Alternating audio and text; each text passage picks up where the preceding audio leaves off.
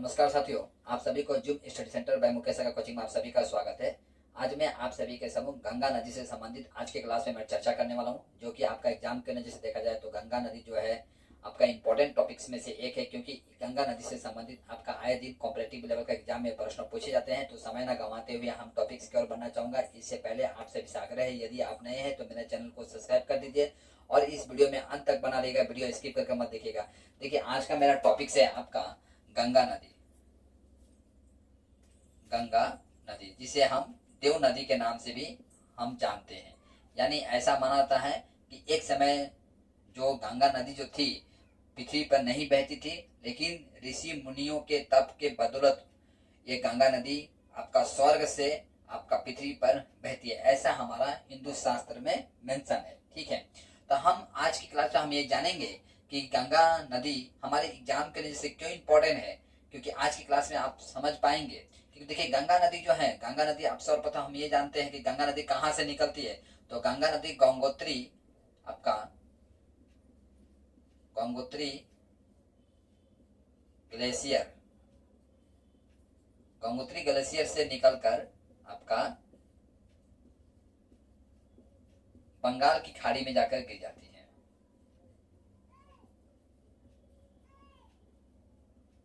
बंगाल की खाड़ी में गिरती है। तो पहला इंपॉर्टेंट यहीं से आ गया कि गंगा नदी कहाँ से निकलती है और कहाँ जाकर मिलती है। ठीक है, गंगा नदी की जो लंबाई हम देखते हैं आपका, तो इसकी लंबाई जो है आपका, गंगा नदी का कुल लंबाई आपका 2525 किलोमीटर है। और इसकी अधिकतम गहराई देखेंगे आप, अधिकतम गहराई 33 मीटर है। यानी 3 फुट को लगभग 1 मीटर कहा जाता है। ठीक है, गंगा नदी में देखिए लगभग आपका 140 प्रकार का प्रजातियां पाया जाता है।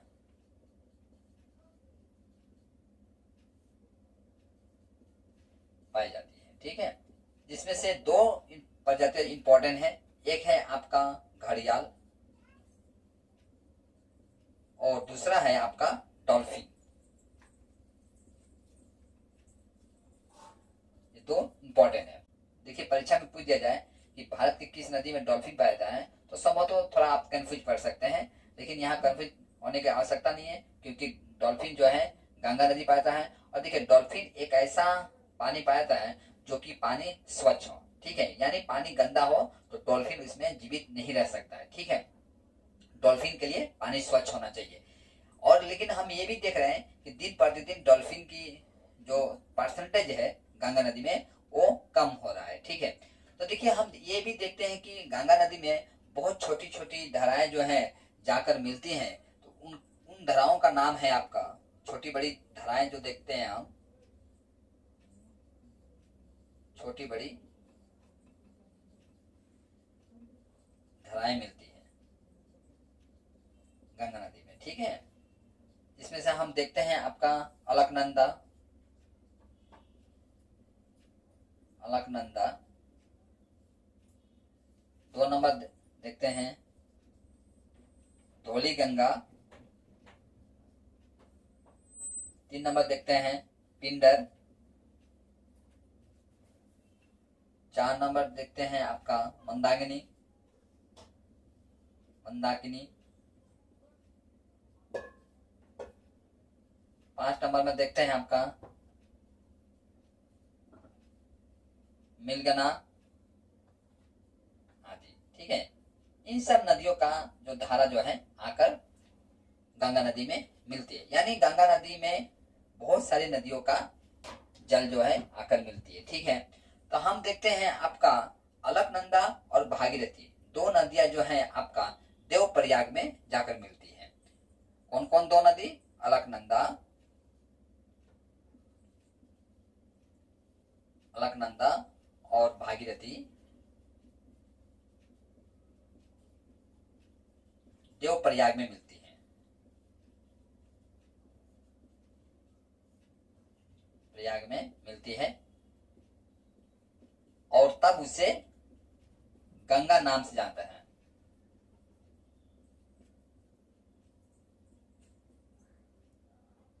गंगा नाम से जाना जाता है, ये भी याद रखिएगा आप। परीक्षा में पूछा जाता है कि अलकनंदा और भागीरथी कहाँ जाकर मिल जाती है, तो देवप्रयाग में। देवप्रयाग जो है एक धार्मिक तीर्थ स्थल है, याद रखिएगा। ठीक है, गंगा नदी की सबसे, गंगा नदी में हम देखते हैं आपका लगभग आपका 1000 छोटी बड़ी बांध है, लगभग 1000 छोटी या बड़ी बांध है।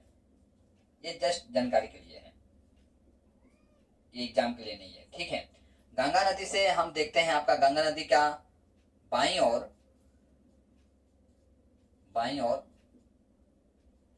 8 नदी और दाईं ओर से 11 नदी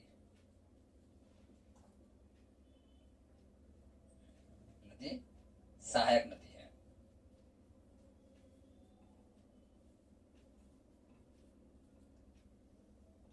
आप जानते हैं भारत की 4 प्रमुख नदियां हैं, जिसमें से हम देखते हैं आपका अलकनंदा,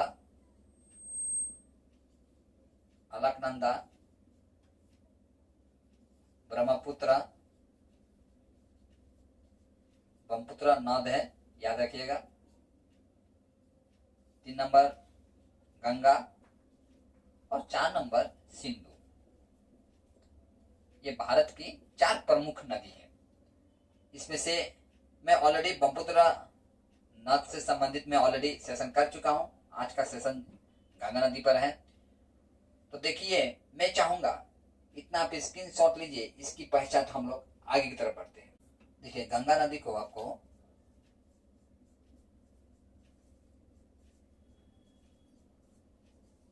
बांग्लादेश में पद्मा के नाम से जाना जाता है।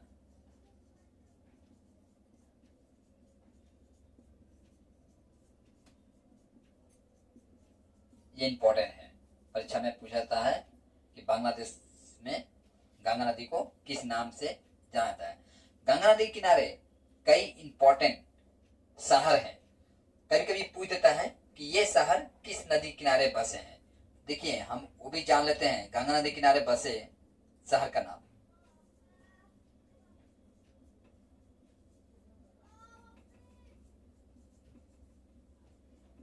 किनारे बसे शहर कौन कौन से शहर हैं? तो पहला है हरिद्वार।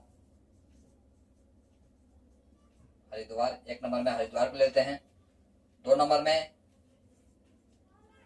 आपका ऋषिकेश। 3 नंबर में आपका पटना। 4 नंबर में आपका गाजीपुर। 5 नंबर में भागलपुर, जो कि बिहार में है। 6 नंबर में आपका बहरामपुर। ठीक है, और 7 नंबर में कोलकाता।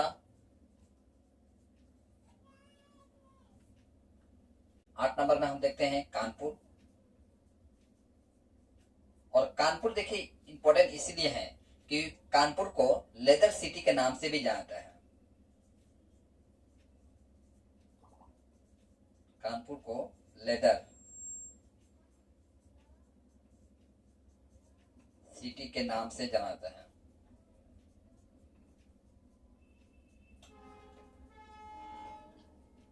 ठीक है, ये जो आप शहर देख रहे हैं, इन शहरों को याद करने के लिए मैं एक ट्रिक्स लाया। ट्रिक्स है आपका काम पहले कर। काम पहले कर मुन्ना भाई। मुन्ना भाई एमबीबीएस आप फिल्म देखे होंगे। काम पहले कर मुन्ना भाई, तब जाकर बाबा हरी मिलेंगे। ठीक है, ट्रिक्स है काम पहले कर मुन्ना भाई, तब जाकर बाबा हरी मिलेंगे। देखिए, काम से आपका होगा कानपुर, पहले से पटना, कर से कोलकाता,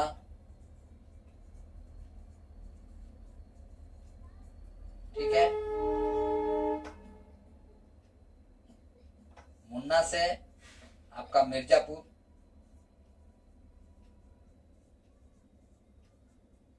भाई से आपका भागलपुर, और बाबा से आपका बक्सर, और हरि से हरिद्वार, ठीक है। इस तरह से आप ये जान सकते हैं कि कौन कौन से शहर जो हैं आपका गंगा नदी के किनारे बसे हुए हैं।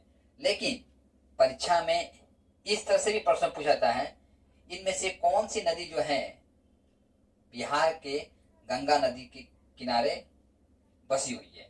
तो हम साथ में ये भी जान लेते हैं, बिहार में जो गंगा नदी बहती है, तो बिहार में गंगा नदी किनारे कौन कौन से शहर हैं। तो सर्वप्रथम पहले बिहार को जान लेते हैं। बिहार में गंगा नदी के किनारे बसे शहर,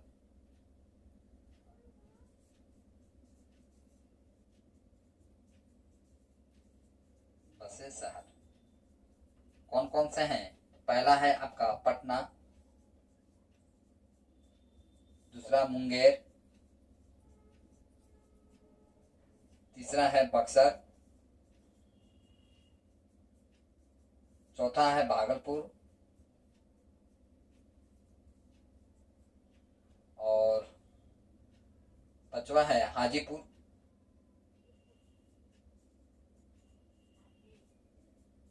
छठा है आपका जमालपुर, और सातवां है मोकामा। ये सारा जो है आपका बिहार नदी में जो गंगा बहती है उसके किनारे बसे हुए शहर है। साथ में हम उत्तर प्रदेश को भी जान लेते हैं। बिहार के जगह में उत्तर प्रदेश, क्योंकि गंगा सिर्फ बिहार में नहीं बहती है, उत्तर प्रदेश में भी बहती है। तो उत्तर प्रदेश में बसे जो शहर हैं गंगा नदी किनारे, उनका नाम है आपका 1 नंबर में Kanpur, 2 number Varanasi, 3 number Allahabad,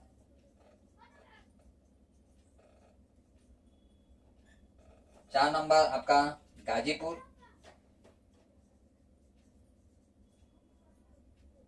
5 number Mirzapur,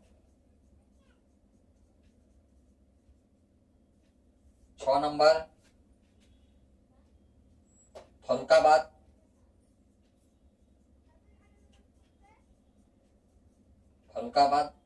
और 7 नंबर कन्नौज,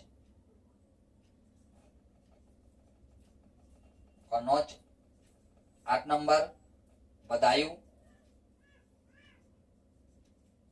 और आपका 9 नंबर प्रयागराज।